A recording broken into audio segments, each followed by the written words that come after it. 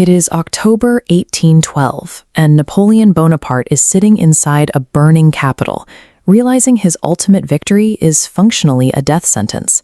He commands the largest military coalition Europe has ever seen, yet he is presiding over modern history's greatest disaster. What actually destroyed this army? The standard explanation points to the sky.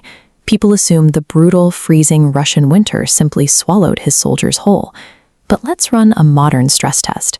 If you handed Napoleon a smartphone equipped with live satellite maps, weather apps, and GPS tracking, would he have actually won the campaign? To solve this historical crime, we have to ignore the snow entirely. The answer lies in the ruthless, unforgiving math of the summer. To understand the physical challenge, look at the scale of this landscape. In June 1812, the Grande Armée crossed the Niemen River into Russia. Over 600,000 men, thousands of horses, and endless supply wagons pouring into a seemingly infinite horizon. 6 months later, only a tiny, decimated fraction of those men made it back out alive.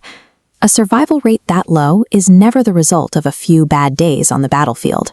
It points to a total, systemic collapse of the army's basic foundation. This is Napoleon's blueprint: outmaneuver the enemy, force a decisive battle, and dictate peace. But to move that fast, an army must be lean enough to forage. As a force hits 600,000 men, its consumption radius skyrockets, draining everything in its path. Russia refused to engage with that blueprint. Instead of standing their ground, the Russian army simply retreated, pulling Napoleon deeper and deeper into their own country. As they withdrew, the Russians employed a scorched earth strategy. They deliberately burned their own fields, emptied their storehouses, and set fire to their villages. They left absolutely nothing behind to eat. By starving the land, the Russians brilliantly weaponized the sheer size of the Grande Armée, turning Napoleon's greatest asset into a fatal liability. The actual killer of this massive force was raw distance, combined with a total lack of local calories. Every mile pushed forward meant supply lines stretched further across terrible, muddy roads. Wagons broke down in the trenches. Tens of thousands of horses starved to death simply because there was no hay left to forage. By September, at the Battle of Borodino, the French army was already starving, exhausted, and physically breaking down. This was weeks before the first snowflake ever fell. The disaster was locked in by geography. 500,000 men require a massive daily intake of food and water, and the barren Russian dirt simply could not provide it. So let's bring back our GPS hypothetical and apply it to the notorious winter retreat phase.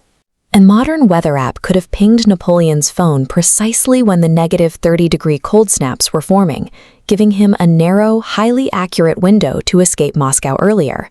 Look at this severe, icy terrain. Live GPS routing could have guided his scattered units safely across the map, completely avoiding the deadly bottleneck at the Berezina River, where thousands were crushed in a blind panic. Technology is the ultimate tool for optimization. It easily solves isolated issues of timing, routing, and coordination. But the truth is, data cannot solve physical deficits. A satellite map cannot sprout wheat from a burned field. GPS cannot magically conjure hay for 100,000 starving horses. Handing Napoleon a smartphone wouldn't have saved his army. It simply would have shown him, with high-definition precision, exactly how doomed his logistics truly were.